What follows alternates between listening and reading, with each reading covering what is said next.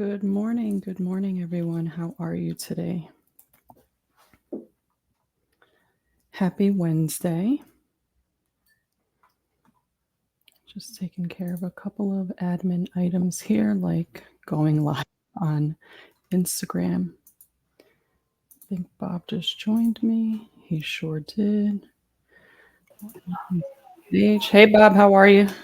Wow. So my background is there. Can you hear me? I can hear you. Yes, I had my volume so My loud. camera did not come on here. Hold on. It says stop cam. Let's do this again. The Why are beauty we of not? going live. We are not seeing me. We are going live. Yeah, Hold we're on. live. We're on. Oh. So, well, my camera's on. My mic is working. I don't know what's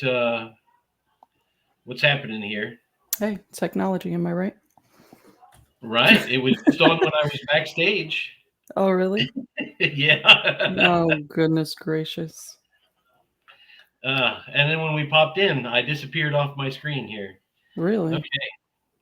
So I guess we're not going to see me today, Oh, unless we man. pop me back off stage, and I Oh, see. let me try that.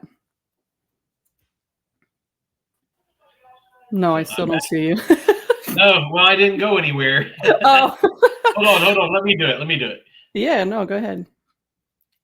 We're just having a little technical difficulties. This is the first time Bob and I have actually done this live. Usually we record, and as you know, with tech, sometimes there comes difficulties. Today I changed my setup a little bit where I'm standing instead of sitting because I realized that since I'm going live so often, I need to be careful how I'm taking care of myself, right? Sedentary lifestyle, they say, is the number one cause of death in America, I think, or maybe it's heart attack. Don't quote me, Jesus. All I know is it's important for me to stand more than I'm sitting. So today, the goal for Bob and I is to talk about redefining industry standards. Here he is. Am I back? Good morning. Good Good day. morning. Welcome.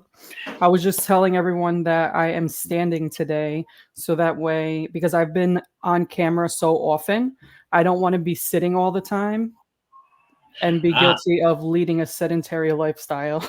So I'm going to be doing this for the next 3 hours. I know Every that hour, I start a new one. exactly. So that's why it was important for me to do that. So It's nice to have them all on the same day, though. So yes, so what I've been doing is um I have I'm trying to do 2 a day. Tomorrow I think I have 3. One of these days I have 3. Maybe it's Friday. I haven't decided yet. I, But I think um yours are on my schedule so that I can attempt, if possible, to to go. to see who you're talking to. Awesome. So today we're going to talk about defining industry or redefining industry standards. And it's so funny because we come up with these topics and then part of the fun part is just kind of winging it and having a conversation about it and seeing where it takes us. And so when you reposted with your description of using pretty much industry standards as a benchmark and then doing it your own way, I thought that was gold because I was reading, I was like, that's amazing because I was listening to the radio the other day and they were talking about how there's often a lot of bad criticism or just criticism in general about hip hop or old school hip hop specifically. And they say that if you don't like it or you're trying to change it, if you're trying to change it so much, then you don't really like it. And I started to think to myself, I'm like, oh my God, I'm advocating for change in our industry. Does that mean that I don't like it? Is that how my message, what I do, can be perceived? And no, I mean, I hope not, because I'm not trying to, um, I just think there's so much space to do it better, if that's what I mean. So I'm always just so interested to hear different perspectives and how they relate to the Okay. conversations that we have. Um, and so yeah, industry standards as benchmarks. Well, yeah. So that is what I said, right? Mm-hmm. Uh, and a continuous process. Mm-hmm.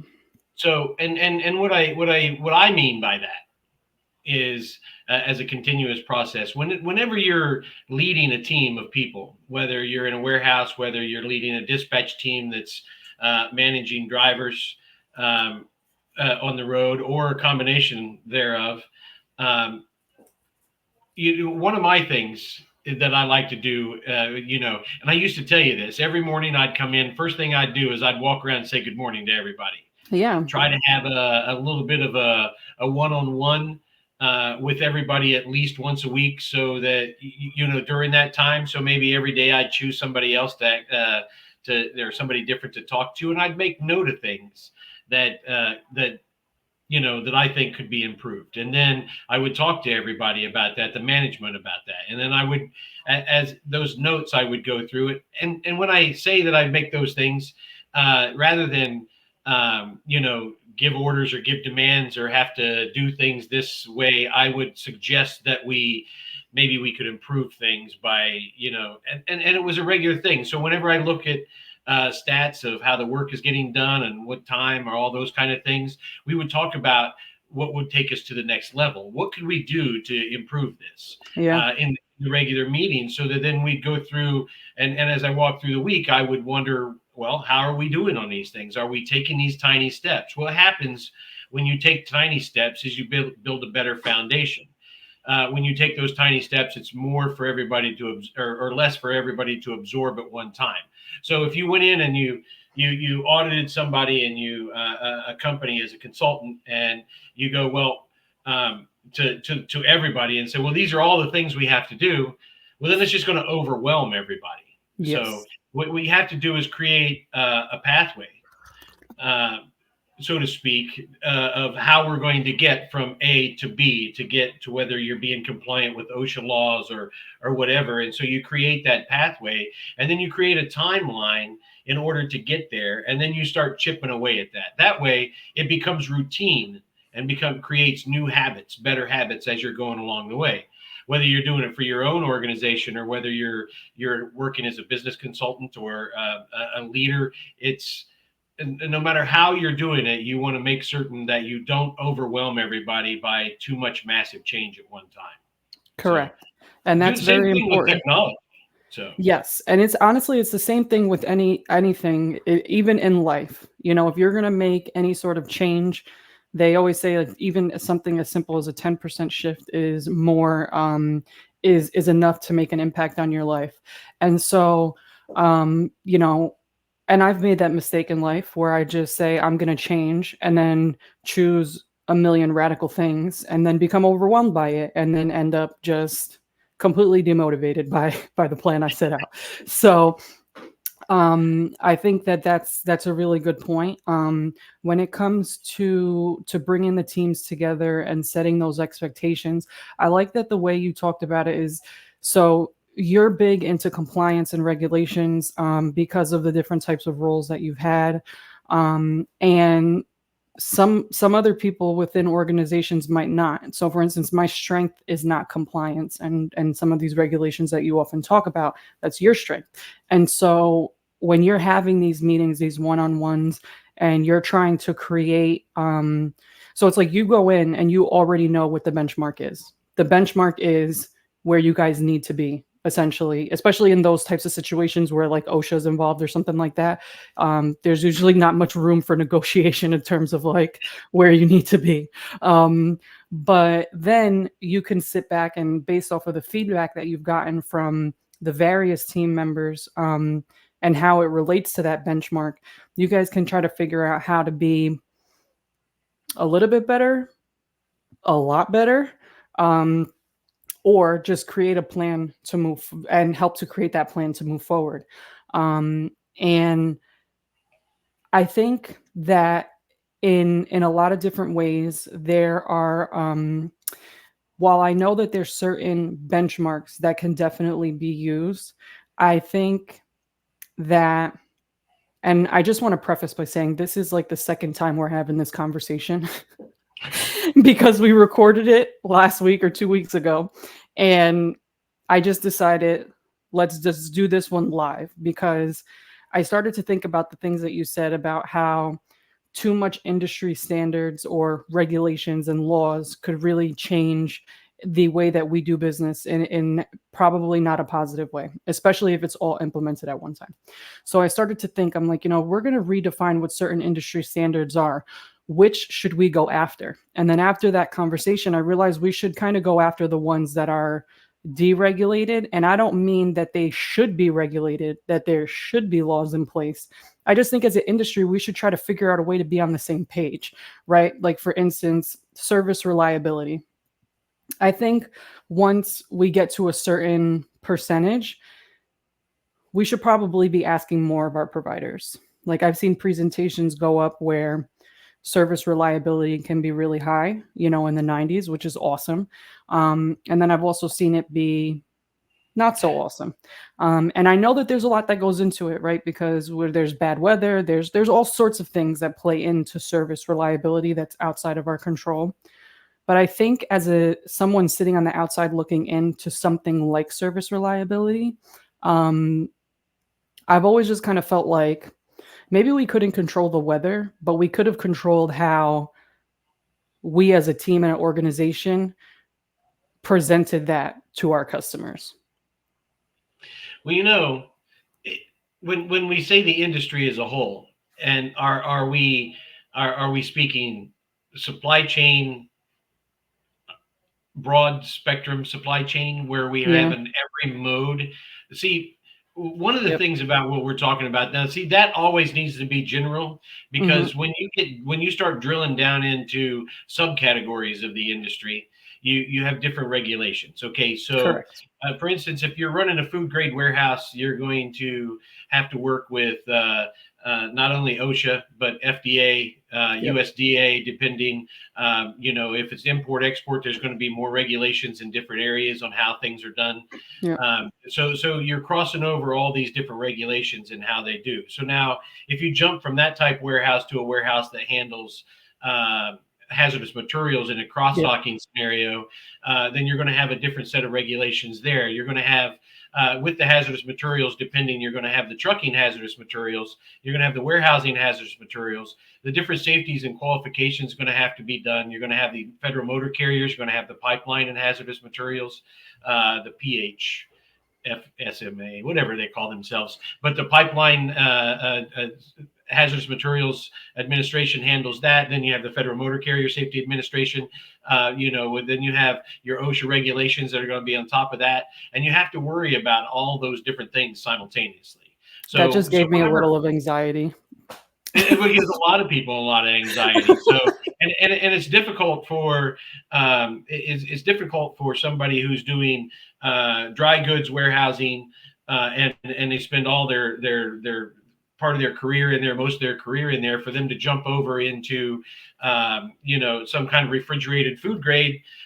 Or to jump into the hazardous materials side. It's great when we can cross over and learn those different things, but it does require learning a new set of regulations for how, depending on which one you're doing. And so when you jump from one to the other, and you have different regulations coming from the FDA and OSHA and whatnot, you might have little things in a food grade warehouse where and then if you're warehousing where you're long term storage.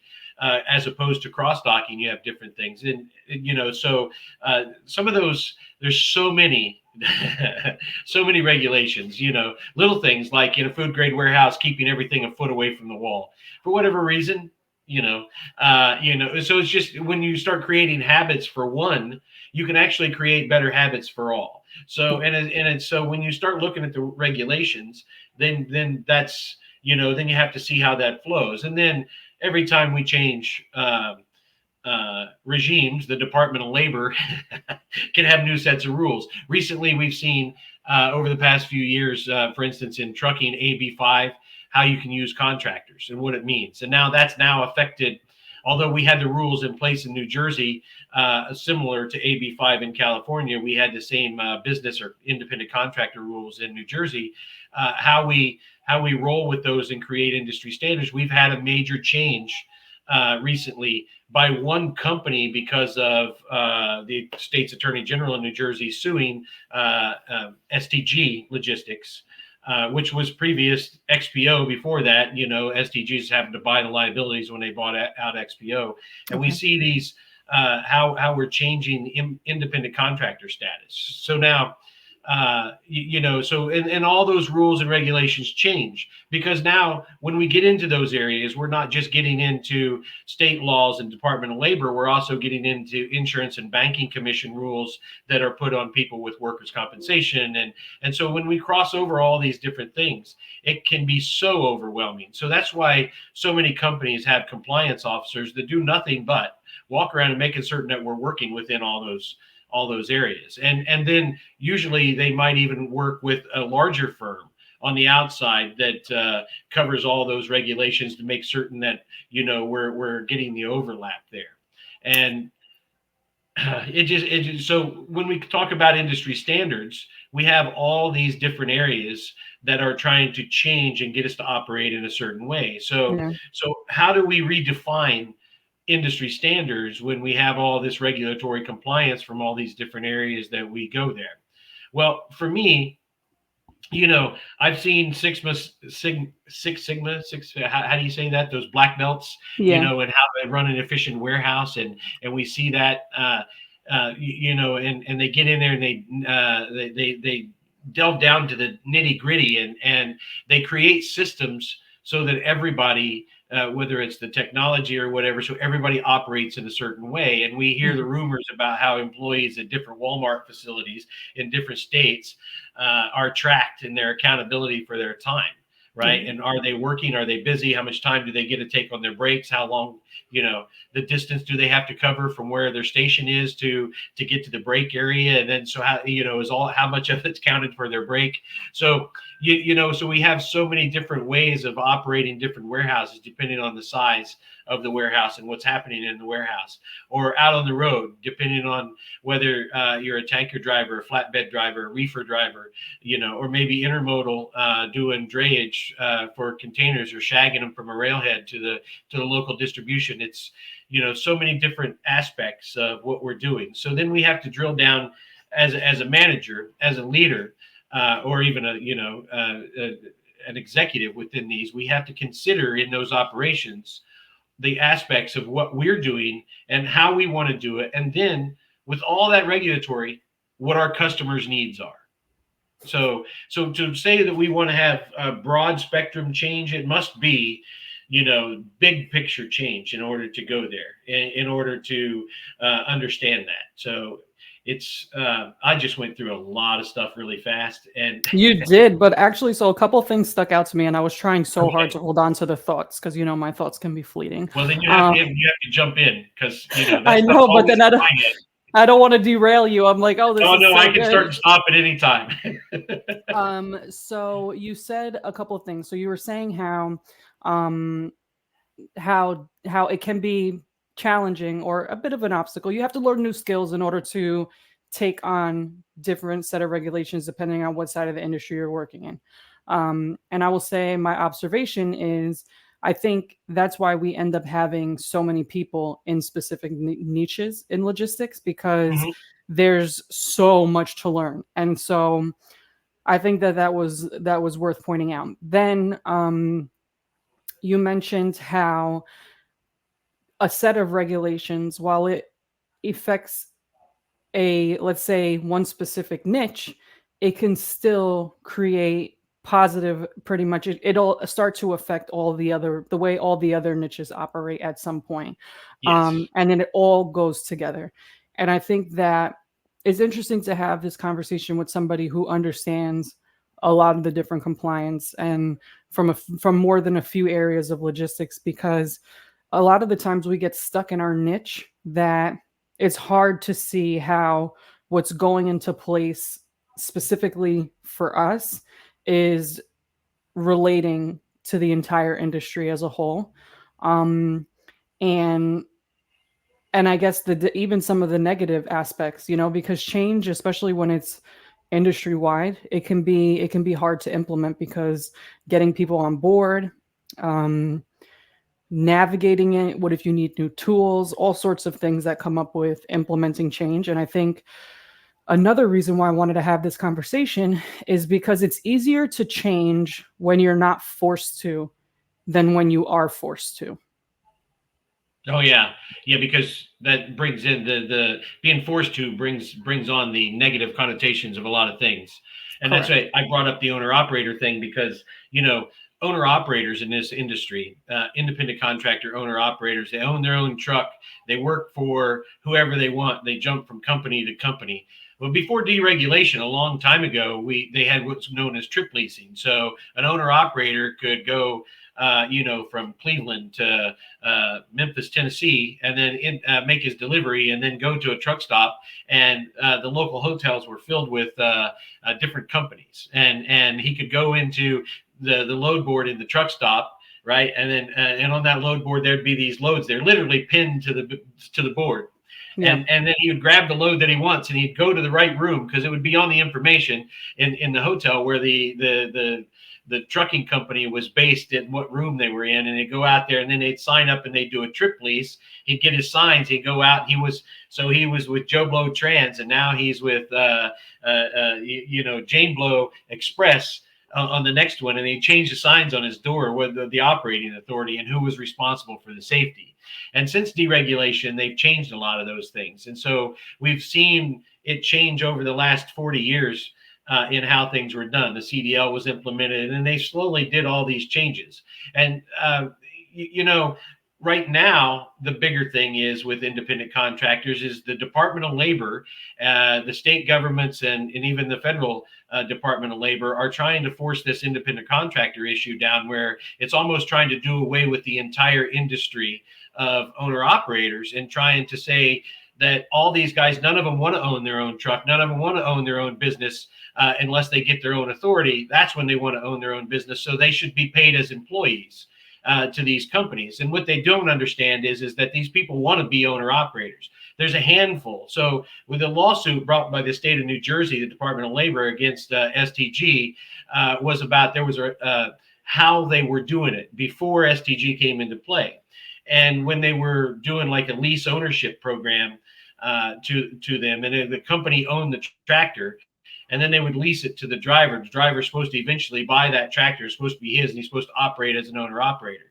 So there was this gray area in between where are they really employees because the company owns the truck and they do this lease and lease back agreement, and or are they actually owner operators? Well, so that's where we have to define those rules better in order to keep the owner operator industry going, because it's in California they've ruined it. And I say it's a lot of it's in the interest of taxes. More employees mean more, unemployment higher. It's paid in a different way, and the employer pays it, so it's not done via self-employment tax and things. And so, for me, I see it as a tax grab, and I look at it from that perspective because I believe in smaller government. And we all have the right to do our thing out here. And for anybody who feels like they've been taken advantage of, then they need to do something about that. But doesn't apply to everybody in the industry. So, but what could happen is that in California, they did this thing where owner operators who are working for trucking companies that have their own trucks. Actually, before you get into that, I'm so sorry. Sure. I just want to say jump in. we have covered so much so far, and I know it's a lot of information. My head is spinning. So if anybody has any questions, feel free to put them in the comments and we'll answer them live as we go. Just wanted to say that. Like, follow, comment. We love to have you guys here. Bob, back to you. No, that's okay. Yes, yeah, because I can go through it very fast and jump from second. It's just for me, the owner operator subject has been well, I grew up. I'm the son of an owner operator, right? And later on, owner operators, they came together and worked together, and my mother did the books for them. My first foray into accounting was then, and understanding that as a teenager, That's so as well as cool. working on the trucks. So then I tried to get out of it. I tried to go to college and everything, but I told you in another one of these sessions where I went to the truck stop and the smell of diesel hanging in the air just drew me in, right? So it was like an addiction, and so I became a truck driver. And then when I worked my way up in management, in private fleet, in trucking companies, in a distribution company, and then in 2008, when I founded RL Jarrett, I started doing owner operator taxes and then owner operator insurance, and helping owner operators run their companies better, manage their finances so that they could, through that, invest and get life insurance and feel like they were getting somewhere rather than continuous struggle. Because so Absolutely. many of them struggle, because of the ups and downs of trucking. Yeah. And so it was my goal to help them. So in the early days of RL Jarrett, the first, well, let's call it the first 10 years, that's where my focus was at, working with owner operators and advancing where they were at with better planning for them, and then helping them grow their business if they wanted to, and how to get through different steps within those benchmarks and change their standards so that they could understand how to grow their business. And I So when think we it kind of goes without saying too that if your head is sort of spinning like mine, there's a point to all of this, right? And I think it's very easy to get caught in sort of like a comparison trap where it's like I've only been in the industry for going on 10 years. Bob is coming from from a standpoint you've been in the industry like pretty most much of my your life. entire life, yeah. Yes, like, as you just went through that whole breakdown, you grew up around your parents being in the industry, your dad, your mom. So, like, this is something that you have been it's just been a part of you for so long. And then once you became an adult and you moved into this, your career sort of it took off, which is great. And that's how and if you listen to the different paths that Bob has actually taken, this is why we're able to have these types of conversations. And even though I might not understand every single thing that Bob is saying, the reason why I seek to have these conversations is to inspire industry professionals to talk to other industry professionals that make them think about how little they know about the industry, remind ourselves how we particularly work maybe in one spot of it, because there's so much value that comes from having these conversations Oh and yeah, being able to connect those dots. And I so agree with that. yeah, so I think a lot of the times, I know for me early on in my career, and I think it relates, it's easy to compare yourself to someone who has 10, 5, I mean, even 2 years of experience when I was getting started seemed like amazing because I didn't have any. But it's easy to do, but don't get trapped in only what you know. Seek other resources, have conversations with people who understand things that are different from what you understand. The And quest for learning. So yes, absolutely. we want to keep going there, and seeking out a mentor, Yeah. seeking out other, as they like to say, thought leaders. Hmm. Uh, you know, um, you know, so from the different sectors within the industry, whether you're in tanker, flatbed, whether you're a broker, whether you're a distributor, importer, wholesaler, no matter where you fall in there, expanding your thoughts around the logistics and the supply chain management, purchasing, to bringing the product in, importing the product to the country, to how you're going to distribute to out, and depending on what your client base is and where your clients are located, Yeah. and what's going to be, and then you're managing the cost effectiveness, as well as the larger corporations are thinking about where they're getting the best tax breaks and what state Hmm. and what port costs less money to bring it in, but does it cost the same to actually get it there? Yeah. Where you're trucking out. There's so many different aspects. That was just import export. We go down into the final mile and think about all the different ways of final mile, and what Amazon has done, and other 3PL, third party logistics, the doing the final mile, or that. Now here I'm going to be lost for a term after all this rambling in the industry. You can see Well, I let get me tell excited about but talking about the industry as a whole.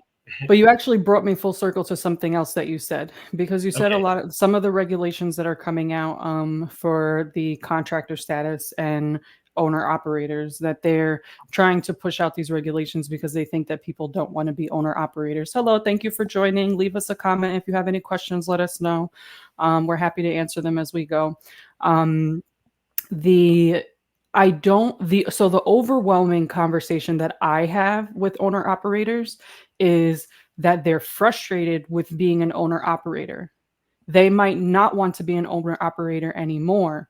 But the reason they have reached that point is because the margins are so stinking low, it doesn't make any sense when they're partnering with certain companies. And so I think to take that argument that owner operators don't want to be owner operators anymore, I think it's a gross misunderstanding of Well, they or don't want to be employees misinterpretation. either. Yeah. I mean, being an independent contractor has its pros and it has its cons. However, when you're running a business, you don't want to feel like you don't want to know at every time you accept a new load that it's for pennies on a margin. You know what I mean? Like this is an individual person. Yes, it's different than working with a big company, but even those things come with their pros and their cons as well. So I think when it comes to interpreting the market feedback at the top to set regulations, I think it's really important to also note that yeah, I know owner operators that are frustrated with being in that spot. However, you have to ask another question. Well, why are you frustrated with being in that spot? What is causing you to not want to be an owner operator? And I've not spoken to a single owner operator that didn't want to be an owner operator anymore or was experiencing frustration that wasn't related to the small margins that they're bringing in for their business. So then let's clarify a little bit thing because we can break down the owner operator thing into two categories. Okay, go We ahead. can do the owner operator with their own authority, and then we can do the owner operator as an independent contractor. The Mm-hmm. owner operator is the independent contractor that doesn't have their own DOT authority, their own MC number. They don't carry their own auto liability and cargo insurance, right? So what they do is they lease themselves to a company that does that. So for instance, now when they do that, this is the line where the Department of Labor comes in. So now, if that company that they lease to also has company equipment with company drivers, and the way the leases are required in order to use the DOT authority of that company, that puts that company, even though the driver owns the truck, right? When they go to register the truck and get their IRP plate, since they don't have their own authority, they got to have the information and tax ID of the company they're leased to, a copy of that lease contract, or at least the lease back agreement, giving them the rights to have that, plus Mm-hmm. the tax ID of the company and everything. And that information goes right on their registration. What you've done is you've put them in a gray area. So now, if when they go in, these independent contractors, start working for them. If there's other company drivers and those company drivers are under a forced dispatch where, they got to do whatever the dispatcher says, and then they start doing that same thing to the independent contractor, forcing them, and they don't have any leeway about what loads they take and all these other things, right? Mm-hmm. So when you go through the ABC test of independent contractor status, that's where that gray area is at. So now that's where those, and then if the company starts doing a lease purchase program and they're driving the same truck as the company driver, are they really an employee, or is it just an accounting function? So now we can Yeah. talk about that accounting function throughout, and I can go off on tangents on that, or we can go back then to what the independent owner operator that has his own authority, has his own insurance, is what they experience. Now, as an independent guy, you own one truck, you may own your trailer, it may be power only. You go and you get your, in New Jersey, as that guy, and if you're a new entrant and you don't have much experience, you're going to pay probably $20,000 for the year. For your auto liability policy and your cargo insurance, your GL policy, in order to just have the authority in place, right? So Wow. then when you buy your truck payment, your truck, depending on what you're doing, you're going to have a truck payment that's there, right? So now when they start working the load boards or working with brokers like HTG, for instance, then what happens is that some brokers, a lot of them can be fly by nights, there can be double brokers out there can be people, they're just trying to get trucks to do it for as cheap as possible. I Yeah. always called them the liars, cheats, and thieves of the industry, and then what we've seen is that now that Amazon, for instance, is running their own fleet, and they hire these same type owner operator, with their own authority, to do the work. What they do is that with machine learning, their AI and their technology, they drive the cost out of a lane. So if there's they only pay the lane from point A to point B, whatever the miles is, and that's it. Now, never thinking about what that driver does after that, what that owner of that company has to do after that. What is his empty miles to his next load? Where is he going to get his next load? Does he get it from the same load board? Is there another load coming from that facility right out of Amazon going someplace else? And what can happen is that they continue to work, or if there's no more loads there, then they got to find someplace else. Then they Yeah. got to drive to the next location at their expense, right? Depending on where that load is, where they got the load board. So now we have all these companies out here, freight brokers, for instance, that are using technology to get those drivers the loads. And now, and then we have dispatch companies. Well, let me ask you a Dispatch question before you go too far into that. When I learned about empty miles, that was not, even though we met a year ago and I've been in the industry at that point 8 years or 8.5 years, I didn't know what empty miles was. And when I learned about it, I started to think about other industries that also have empty miles. However, I think we talked about it, or maybe I looked up an article, but from your experience, how much or how can empty miles impact revenue and profits? Wow. Well, see, it's just cost empty miles or deadhead, depending on who you're talking to. So, Okay. those miles, whether you're bobtailing somewhere and you're doing it at your expense. See, Yeah. some companies, if you're using their authority, will pay those empty miles to the But it's next thing. still a cost. There's still a cost to it, but they will essentially reimburse that owner operator for that when you're using their authority, and that's part of getting the attraction of getting them in there to do the work. So then they get paid. Some of them get paid for all miles, loaded, empty, and some of them will give different rates depending on loaded, empty, bobtail, those kind of things. So, but when you're an owner operator with your own authority, Hmm. it's just a cost center.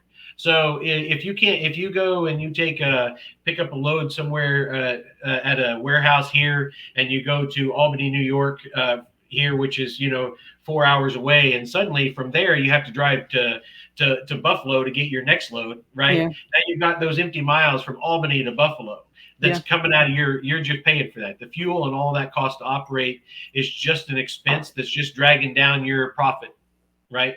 Just That's and so good. so you have to find a balance there between how far you go for a load, how much that load is paying. Is it worth it for you to go there? Does it cover those expenses in Yeah. order to come down to that? So, And that's a and your lot of the cost to things that operate. we considered when we were bringing on new business Well, during one of so our it's other always good projects. to take a benchmark in your financials and benchmark where you're at, what your costs are at everything, so that you can get down to your cost per mile. So that Yep. if you do have to deadhead or bobtail uh, those miles, that you know that if it costs you 35 cents a mile to operate your equipment, that and now you got to drive 100 miles, it's going to cost you the $35 in order to get there. So now does that next load actually have more than $35 of profit built in it from where you pick it up to where it's going,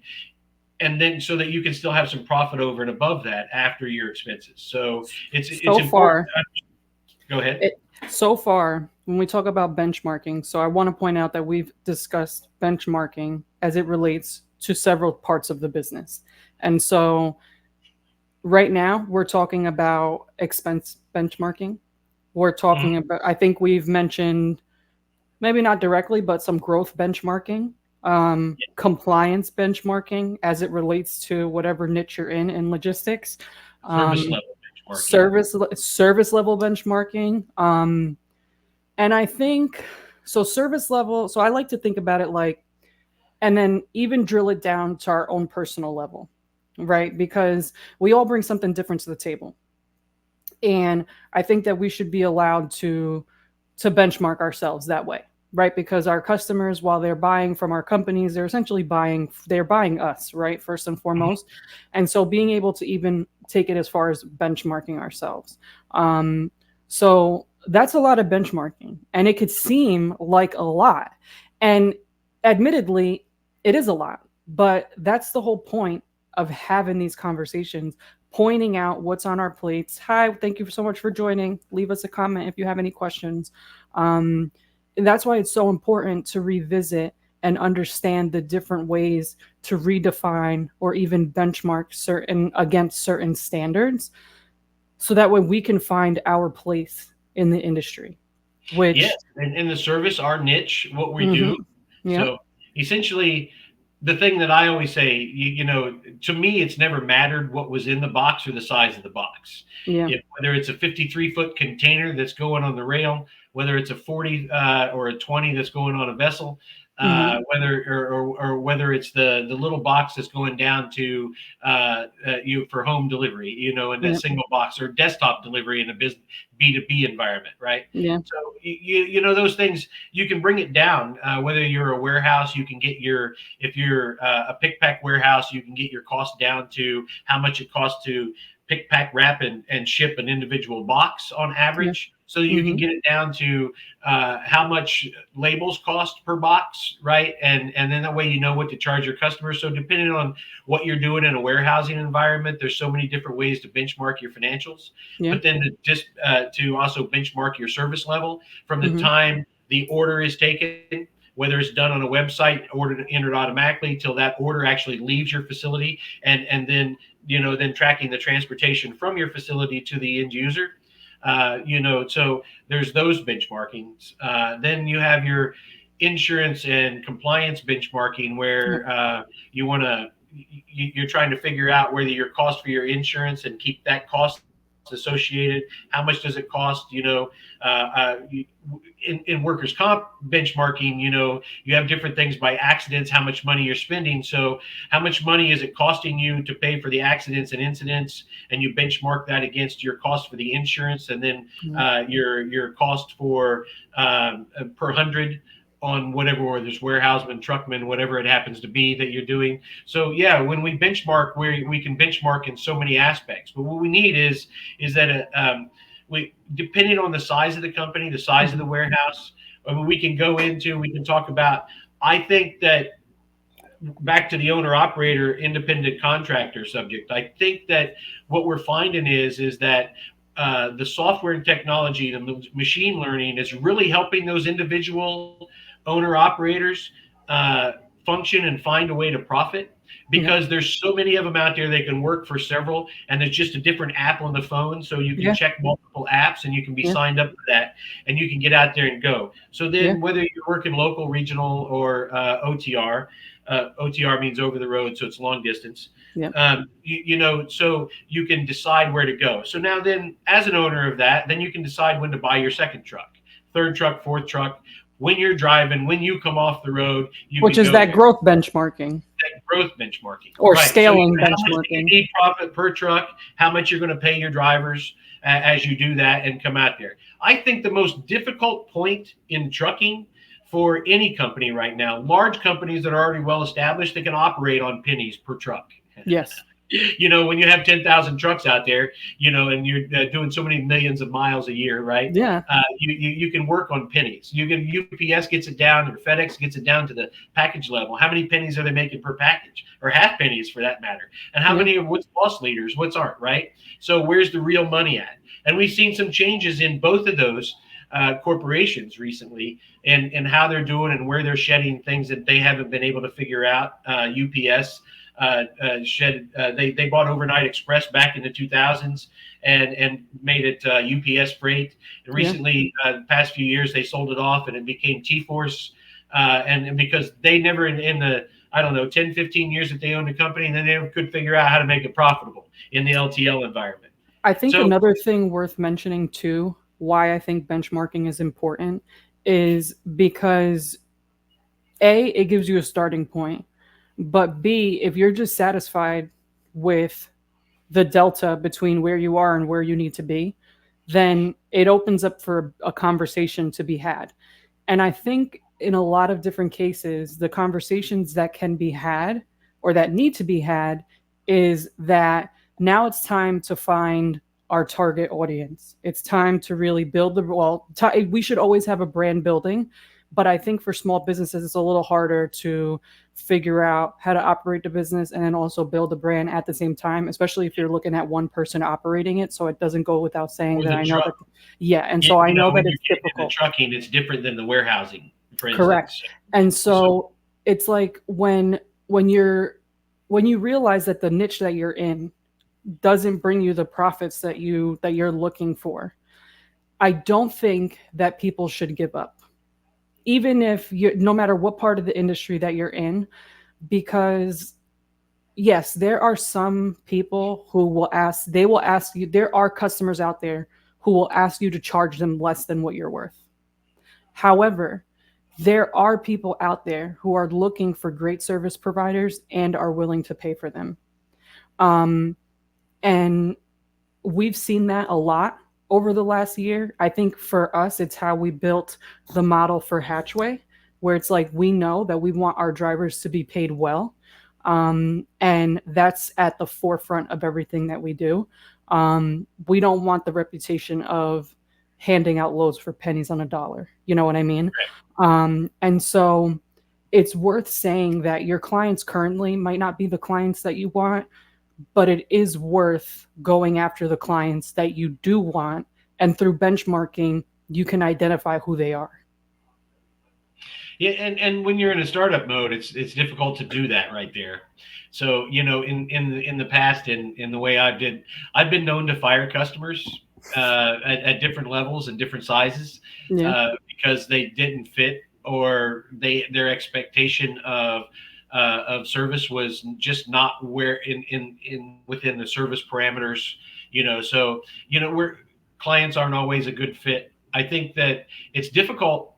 Really, mid-market companies, small businesses, particularly in trucking, uh, have a better opportunity to make that profit and get to the point of, well, right now you're looking at probably revenue wise on a truck that's running well, somewhere above 250 a year. So every four trucks is getting you $1 million in revenue. I think that once you get to that $5 million of revenue in trucking and up, to find a different way to operate. So, and I call it getting over the hump.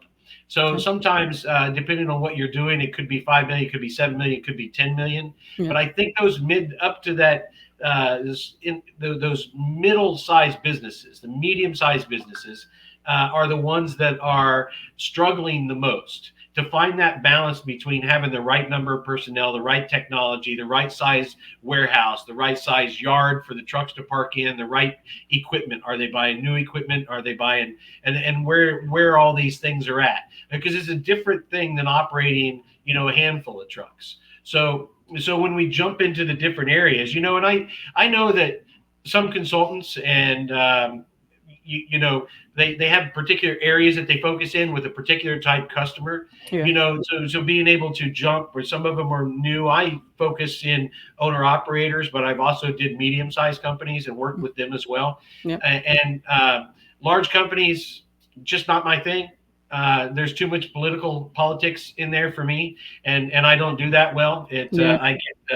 I get angry when having to play politics. So I usually want to be able to speak with one or two people at the top of the company, the owner, and help them understand how their growth works, and not have to talk to empty suits sometimes. When you get to a certain level, you tend to have some empty suits around that are more like advisors, and if they can't do it well, those advisors for the top executives, the ones that they currently have, if they're not doing it well, then an outside company isn't really going to be able to play the political game and help them a whole lot unless they can drive out the politics. Mm. So I'd stay away from that. Yeah. So but those mid-sized companies are having to have a different level. When you get into the number of trucks, you have a different level of safety and compliance and insurances and things that you have to do, depending on even this distance you go from your facility, how many facilities you have, whether you're staying local and operate within 100 or 150 air miles, and all these different things that you have to consider. So just change when you cross over the 5, 7, 10 trucks, the 5, 7, 10 million, depending on whether you're looking at it from a financial standpoint or whether you're looking at it from an operational standpoint. Yeah. Things start changing and you have to adapt to that. So Absolutely. working with somebody who's making those different growths, you're working with one guy who's trying to get to his second truck, to his third truck, and how he's going to do that, how he's going to manage that money is different than the guy who's got 15 trucks trying to make it to 25 trucks, and wanting to make that next step and how to get there and have it operate and still be profitable. So Yep. we have so many different standards and ways of looking at things, then from the laws and regulatory compliance to financial to insurances, to technology. What you need for a small truck is different from what you, or for a small fleet is different from what you need in a larger fleet. And when it comes to maintenance, you have to add in there and all these things. So, there's so many different things. So redefining industry standards is different depending on what subsector of the industry that we're in. And Yep. and And so I think that's it's difficult to do. I'm more than welcome to talk one-on-one with anybody about it. It's part of what I want to be able to do. And that's And pretty much what I was going to say, is that that's a great place to end, because you just went over the different areas of compliance, and even as we've discussed them today. So even if you're just joining and you're just getting in on the tail end of this conversation, all the things that Bob just listed, we've covered during this session. And benchmarking, changing industry standards, figuring out how you want to operate in the industry, it can seem overwhelming, but that doesn't mean that there aren't resources that exist for you to navigate those turbulent waters. So, Bob is here to answer any questions that you may have. I'm always here to answer any questions that you guys have. And if you have any questions about this or future topics that you would like Bob and I to discuss as it relates to some of these areas of compliance, because I'm pretty sure we can get a video live out of all of those areas of compliance. Definitely feel free to reach out. If you're just listening and you're like, what is logistics? How does compliance relate? Still, we're happy to have those conversations. Bob and I love to mentor and meet new professionals. So please reach out. Thank you so much for joining us today. I think this, as a first session live, went pretty well. oh, And I know that's you've right. been. It is our first live session, right? All the It others were is. pre-recorded. So, Yeah. So I'm looking forward to pretty much continuing to do this live every week. and winging it with confidence. Yeah, exactly. Winging it with confidence. There it is. Every My day. favorite thing to do. Exactly. And Exactly. I'm available. I'm available to talk to anybody who wants to talk Yep. about any subject, and we can drill down into the details. Yep. My only thing is I have a very hard time learning how to monetize that, so I tend to just talk to people for free. So if that helps you. For the people needing mentorship, call Bob, but please don't take advantage of his time because he does it for free. Oh man. All right, Bob. Well, I Thank like you it. so Well, much. so thank you for having me on yet again. And as we continue to grow Hatchway together. So Absolutely. Enjoy the rest of your day and don't sit for too long. It's not nope, good got for a you. couple. I gotta stretch my legs, and I gotta go to the next one. Thank Same. you. No problem. Have a good day. All right, you too. Thanks. Goodbye, Bye. everybody.